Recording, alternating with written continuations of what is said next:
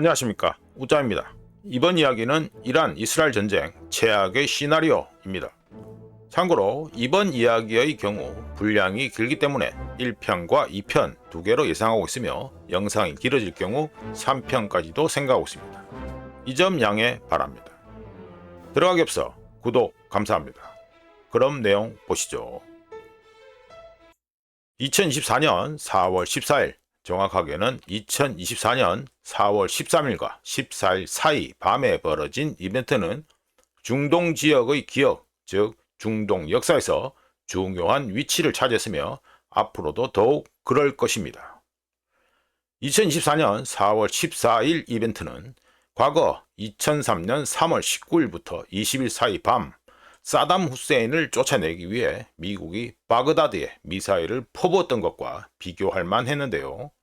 2003년 3월 그 당시 미국이 진정한 글로벌 패권국으로 자리 잡았고 막강한 군사력을 보유하고 있었던 까닭에 모든 사람들은 이라크전에 대한 어떠한 이변이나 변수도 생각하지 않았다라는 점에 비춰봤을 때 2024년 4월 14일 이벤트는 2003년 밤을 그날 밤보다 더 흥미진진하고 위험했습니다.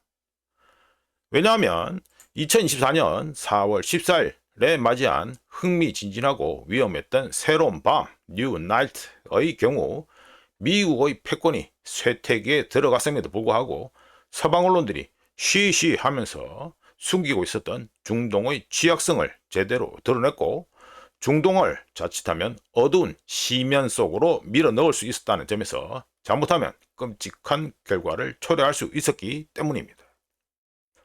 참고로 2024년 4월 14일 이란의 보복 공격 이벤트는 지난 수년 동안 이란이 계속해서 예고했던 강력한 일격은 아니었습니다.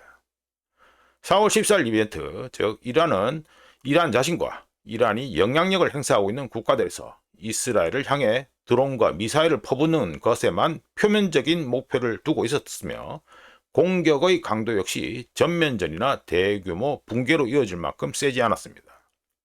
물론 이란은 4월 14일 이벤트를 통해 자신이 이스라엘 영토에 대한 직접 공격을 감행할 수 있다는 설레와 이란의 능력이 이 정도는 된다라는 걸 이스라엘 등등에게 일깨워주는데 활용 또는 숨은 목적이 있었다라고 추정됩니다. 따라서 4월 14일 이벤트는 군사적으로는 그렇게 큰 사건, 이벤트라 하기에는 뭔가 좀 찝찝했습니다. 실제로 이스라엘의 경우 5일 후인 4월 19일 보복 공격을 벌이면서 이란의 4월 14일 이벤트를 물타기하기도 했고요. 물론 우짜 기준에서 이스라엘의 4월 19일 보복 공격은 nothing burger 수준이었습니다만, 하지만 대부분의 사람들은 2024년 4월 14일 밤, 그날 밤에 오래된 게임의 규칙에 큰 변화가 일어났다는 걸 모르고 있습니다. 기억을 되돌려 보면 2024년 4월 14일 이벤트는 하루 전 4월 13일 어둠이 내리기 전부터 시작됐는데 바이든이 미 고위 관리들을 만나기 위해 휴가를 갑자기 쪽 내고 복귀할 때부터 뭔가 중요한 일이 일어나고 있다는 신호를 줬으며 세상은 4월 14일 어둠 속에서 있는 이스라엘을 보면서 이스라엘 밤에서 벌어지는 하늘에서 벌어지는 화려한 이벤트를 흥미진진하게 바라봤습니다. 시간을 조금 뒤로 돌려보면 우짜 관점에서 2024년 4월은 새로운 밤을 향한 잘 포장된 길을 닦는 불타는 메시지로 시작됐는데요.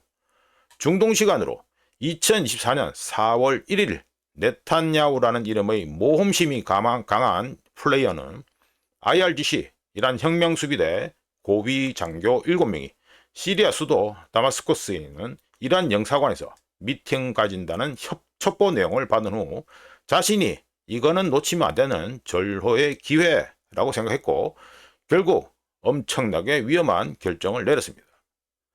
네타냐후의 경우 IRGC 장교들이 시리아 내 다른 곳도 아닌 이란 영사관, 즉 이란 주권이 시퍼렇게 살아있는 곳이라는 사실에도 자신의 결정을 그대로 밀고 나갔으며 결국 다마스커스에 있는 이란 영사관은 파괴되었는데요. 네타냐후는 자신의 어려운 결정을 바그다드 공항에서 솔레이마니를 암살하라고 명령 내린 트럼프와 비교했을지도 모릅니다. 하지만 네탄야후의 결정에는 몇 가지 의문을 불러오기에 충분했는데요. 요약해보면 다음과 같습니다. 첫 번째, 네탄야후는 이란의 프락시들과 주먹을 주고받는 것에 지쳐서 그냥 그들을 조종하고 있는 진짜 플레이어 이란을 링 위로 소환하기로 결정했을까요? 두 번째, 네타냐후는 이란을 어둠, 그림자 속에서 끌어낸 후 직접 대결에 들어가는 걸 선호했을까요? 세 번째, 네타냐후는 이스라엘에 대한 실존적 위협을 신나르와 하마스의 터널이 아닌 이란 최고 지도자의 지휘를 받는 IRGC로부터 가해진다는 점을 서방에 숙기시키고 상기시키고 싶었을까요? 네 번째, 네타냐후는 예멘에서의 로켓, 이라크에서의 드론, 레바논과의 충돌에 몰두하는 대신 바로 중동에 큰 불을 일으킬 위험을 시원하게 감수하기로 결정했을까요? 다섯 번째, 네타냐후는 이란이 피할 수 없는 함정을 설치하려고 한 걸까요?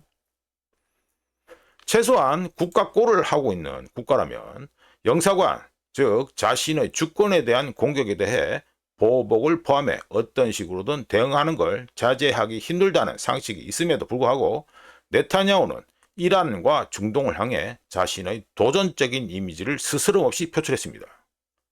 물론 미국이라는 든든한 뒷배가 있는 이스라엘과 달리 이란 입장에서는 네타냐후의 노림수 또는 통박에 끌려가면서 이스라엘과의 전쟁을 벌이는 게 그리 달갑지 않았을 것입니다. 게다가 이란에게는 이란의 동맹인 러시아의 스케줄, 특정해서 말씀드리면 우크라이나 상황에 맞춰야 된다는 나름의 사정도 있었고요. 따라서 이란의 경우 2024년 4월 1일 시리아에 있는 이란 영사관이 폭격받은 후 2주 동안 자신들의 선택을 저울질했으며 2주간의 논의 속에 전쟁을 일으키지 않으면서도 이스라엘을 직접 공격할 수 있는 이란의 능력을 보여주는 어떤 방정식을 내놨습니다. 그리고 이란은 정치권과 IRGC 등 모두가 나서서 2024년 4월 14일 전달될 메시지의 의미를 설명하는데 오랜 시간을 할애하기로 계획한 후 4월 14일부터 이스라엘과 미국에게 전쟁 확대를 원하지 않는다는 메시지를 계속해서 전달했습니다.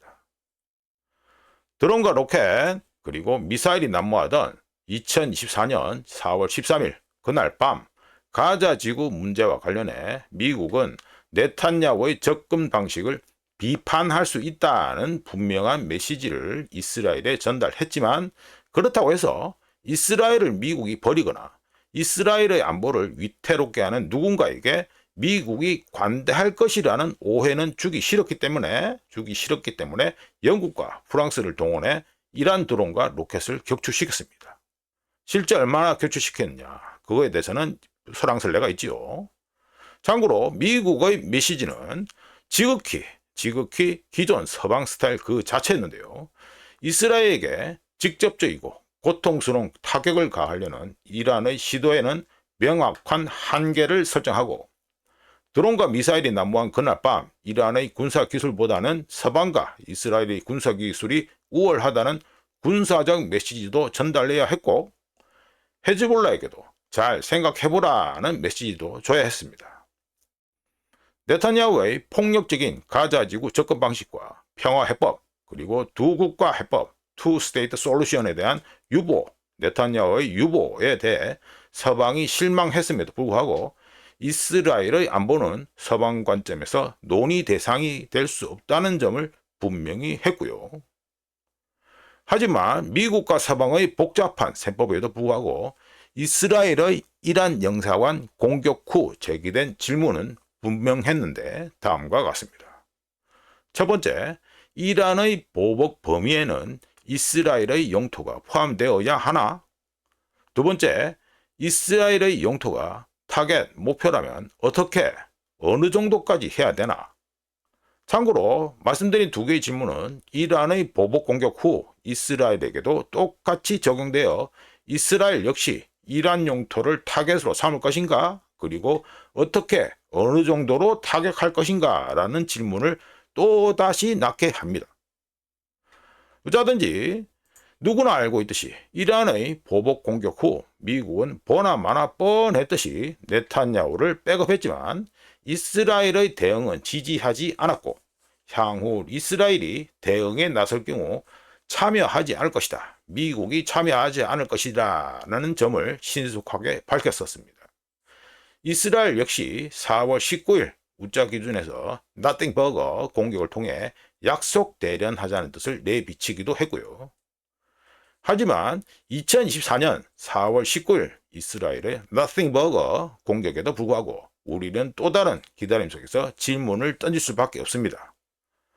첫 번째, 네타냐후는 꼴랑 저 수준의 보복만 하고 가만히 있을 수 있을까? 두 번째, 네타냐후 옆에 있는 이스라엘 극우 메파드는 가만히 있을 수 있을까? 세 번째, 네타냐후가 미국의 조언 또는 압박에 귀를 기울일 경우 그로 인한 어떤 대가를 치르게 될까? 네 번째, 네타냐후는 라파, 그러니까 팔레스타인 자치정부입니다. 네타냐후는 라파, 즉 팔레스타인 자치정부가 하마스를 대체할 수 있도록 미국에게 군사적 경제적 지원을 요청할 수 있을까?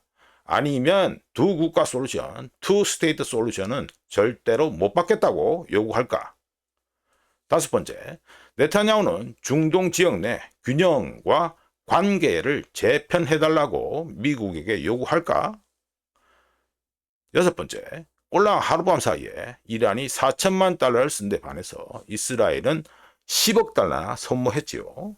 7개월로 접어든 2024년 4월 기준으로 7개월로 접어든 가자워, 즉 이스라엘 경제를 빈사 상태로 내몰고 있는 소모전을 종식시킬 어떤 접근 방식을 요구할까? 이렇게 해서 여러 가지 질문이 있었습니다. 많은 질문들 속에서 많은 질문들이 계속 나오는 가운데 일반인들은 아직 체험하지 못하겠지만 이스라엘의 밤을 화려하게 수놓았던 2024년 4월 14일 이벤트는 미국의 중동 내 영향력이 확실하게 끝장난 사건으로 역사에 기록될 가능성이 있습니다. 마무리하기에 앞서 2024년 현재 한국에 사는 사람들은 자신의 일생에서 한 번도 경험해보지 못한 새로운 역사의 장으로 걸어 들어가고 있다는 것을 반드시 기억할 필요가 있다고 우짜는 봅니다.